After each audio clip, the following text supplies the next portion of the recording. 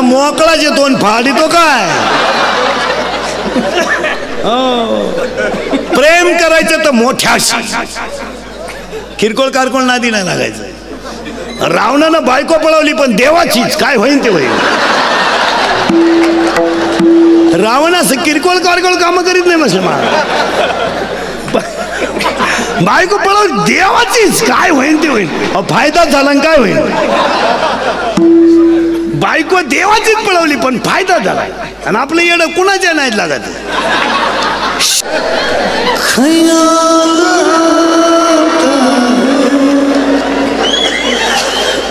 तुझं दुसरा नंबर येड्या, 2 मेले मोबाईलचे बिल बरोबर, आणि याला कपडे नाही सुईची, तरी हे तिला म्हणतो हमें उर्जिनी की साहस न होती अगर तुम न होती. चैन वर चैन वर चालला प्रेम करायला श्यामड्या, बंगरी नाही तर मोठे. अरे प्रेमच करायचंय का, मग करा ना. दुधामध्ये मिठाचा खडा पडला की त्याचं दही झाल्याशिवाय राहत नाही. जोपर्यंत दुधामध्ये मिठाचा खडा पडत नाही तोपर्यंत दही होऊ शकत नाही. जोपर्यंत तुम्ही चांगल्या माणसात बसता तोपर्यंत देव सुद्धा तुमचं वाईट करू शकत नाही. पण ज्या दिवशी तुम्ही बेवड्यांमध्ये बसाल तुमच्या इस्टेटीला आपाप गिराईक लागेल. त्याला जागरण गोंधळ घालू नको, आपाप होणार. तिसरं वाक्य ऐका, पहिले 2 क्लिअर करून घ्या. तिसरं वाक्य ऐका. गरम कोळशाला हात लावला तर चटका देतोय. गरम कोळशाला हात लावला तर चटका देतोय. गरम कोळशाला हात लावला तर चटका देतो, आणि थंड कोळशाला हात लावला तर हात काळे होतात. मग कोळशाची गाठ घ्यावा कावा. त्याला एकच उत्तर आहे, घेऊच नाही. घेऊच नाही. जोपर्यंत नालायक माणसाची दोस्ती केली तरी तेच आहे, आणि दुश्मनी केली तरी तेच आहे. मग त्या नालायकांच्या नादीत लागू नये. करायची तर मोठ्याशी करायची, आणि दुश्मनी करायची तर मोठ्याशीच करायची. येड्याच्या नादी लागायचं नाही. घासायची तर मोठ्याशी घासायची. बंगला बांधला आणि भांड्यावालीचे पैसे बुडीतो नालायक. 40 लाखाचा बंगला बांधला आणि भांडे घासणारीचे पैसे बुडीतो. अरे गव्हर्नमेंट आहे तर लाईट बिल बुडव ना. लय मोठा आहे ना तू. शिकुरीच्या कानफटी देते ती. ते बिचारं बंगल्याला राखण वॉचमॅन बिचारा अखेरात जागते. काय त्याला 200-300 रुपये मिळतात. ते उलट आपल्या घराचं संरक्षण करते. तो नालायकाला लागला डुकला. आता बिचाराचं शरीर आहे याने त्याच्या कानपट्टीत ठेवून दिली. अरे नादी लागायचं तर मोठ्याच्या लागावं. पुढे जाऊन सांगा, मोठ्याच्या लागण्यात सुद्धा कीर्तीची. मोठ्याच्या नादी लागण्यात सुद्धा कीर्तीचे. रामेश्वराने गाथा पाण्यात टाकला नसता तर ग्रंथात नावच आलं नसतं. हो, बंबाजीने जर तुकोबारायचा छळ केला नसता तर गाथ्यात नावच आलं नसतं. आणि विठोबा क्षेत्रानं माऊलीचा छळ केला नसता तर त्याचं ग्रंथात नावच आलं नसतं. मोठ्याच्या संगतीत सुद्धा फायदाच नाही. हा, नादी लागायचं तर 4,30,000 माणसं रावणाच्या घरात होती. 4,30,000. 80,000 बायका होत्या. 1,00,000 पोरं होते. 180. 1,25,000 नातू होते. 3,05,000 आणि 1,25,000 पंतू होते. 4,30,000. 4,30,000 माणसं रावणाच्या घरात होती. महाराज, लंका सोन्याची होती त्याची. त्याचं किरकोळ श्रीमंत नव्हतं. संस्था काढून श्रीमंत नव्हतं झालं. हा, ते घामानं श्रीमंत होतं. हे आपलं आपण काय श्रीमंत, आपण दरिद्री. ओरिजिनल श्रीमंत होता रावण. ओरिजिनल. अख्खी लंका सोन्याची होती. लंका. इथं म्हाताऱ्याच्या बोटात अंगठी होती. बाप मिळाला यांनी बोट कापून घेतलं. अंगठी निघालं, फुगलं शरीर. याची आजा हे बापांचे 10वे बिवे बंद होणार आहेत आता 5 वर्षाला. बंद. उगता देणार लोक बामणाला दावा, उगता पॅकेज. कावळा आहे तूच आण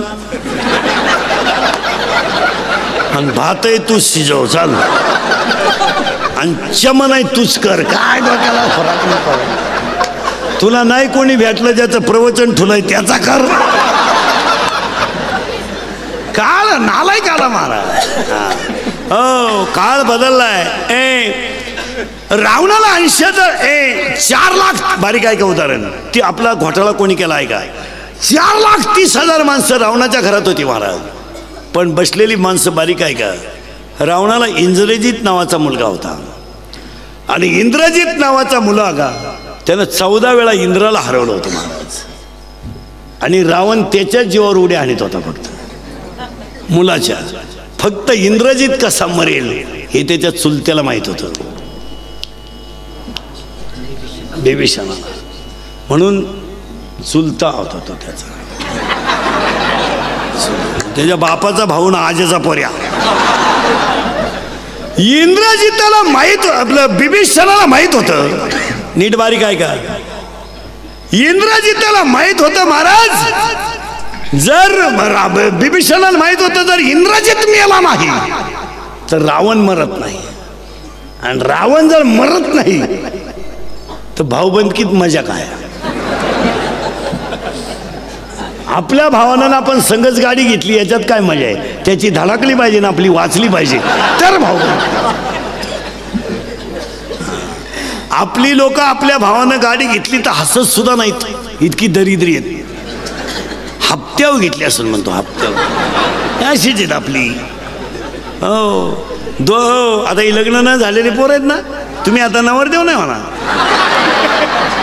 तुम्ही आता असेच बजाव शांताबाई मोठा.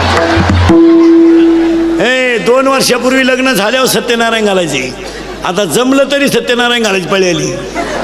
जमलं बा. 35-35चे नवरदेव आहेत आपल्याकडे. 35 15 राहिले मरायला. जोडीदारांचे ऑपरेशन झाले. हा गडी तसाच 42 पुरी पाहिल्या एका पोऱ्यानं नाही पसंत केल्या. मग त्याला एक माझ्यासारखा भेटला, मला मिळेल ती करून टाक. त्यानं पोरगी पसंत केली पण त्या पोरीच्या आईनं नवरदेव पाहिला. ती म्हणली भिकाऱ्याला पोर दिन पण यायला द्यायची नाही. त्यानं बायकोच्या कानपट्टीत ठेवून दिली. मध्ये का बोलली. ती बोलली नाही मला मारून टाकलं तरी मी याला देणार नाही. का देणार नाही तर हा पाहिला मला पाहायला आलता.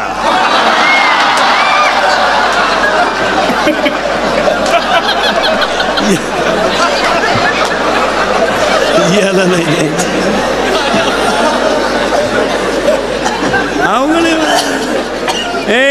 बारीक आहे का.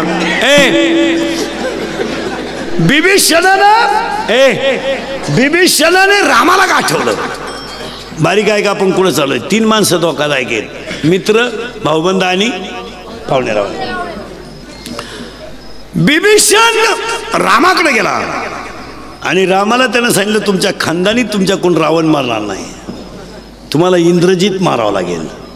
आणि इंद्रजित मिळाला तरच रावण मिळेल. चुलत्यानं मिटिंग घेतली पुतण्या मारायची. मिटिंग धाब्यावर नाही झाली, मिटिंग चकना चुकना खाऊन नाही झाली, नळ्या नळ्या खांड खाऊन नाही झाली. मिटिंग डोळे उघडे ठेवून झाली. फक्त बिभीषणानं रामाला सांगितलं तुम्ही दुसऱ्याला मारता तसं इंद्रजिताला मारू नका. इंद्रजिताच्या हातात इतकी ताकद आहे महाराज. जर कधी इंद्रजिताच्या हातात धनुष्य आलं आणि त्याने जर बाण लावला धनुष्याला तो समोरचा मेला म्हणून समजायचं. तुम्ही फक्त त्याच्या हातात बाण येता कामा नये असं मारा. काय सल्ला आहे मारा. इंद्रजिताने पाठीमागे भात्यात हात घातला महाराज. आणि इंद्रजित भात्यातून बाण काढणार महाराज. सु करीत बाण आला महाराज. आणि इंद्रजितातला कोपऱ्यापासून हात उडवला. तो युद्धातून उडाला तर लंकेत जाऊन पडला. धाप असा आवाज आला हाताचा. इंद्रजिताची बायको बाहेर आली. रावणाची सुलोचना पतिव्रता होती महाराज. तिने तुटलेला हात ओळखला आणि ती हाताच्या जवळ आली आणि तिनं सांगितलं ज्याने इंद्र हरवला होता त्याचा हात उडवायची डिरिंग केली कोणी? तिच्या बापानंच केली. ती कोणी केली? बाबाच होता तिचा लक्ष्मण. मी पाहुणे रावळे असेच आहे. तुटलेला हात हल्ला महाराज. बारीक आहे का? तुटलेला हात हल्ला आणि लक्ष्मणाच्या बायको आपलं तिनं इंद्रजिताच्या बायको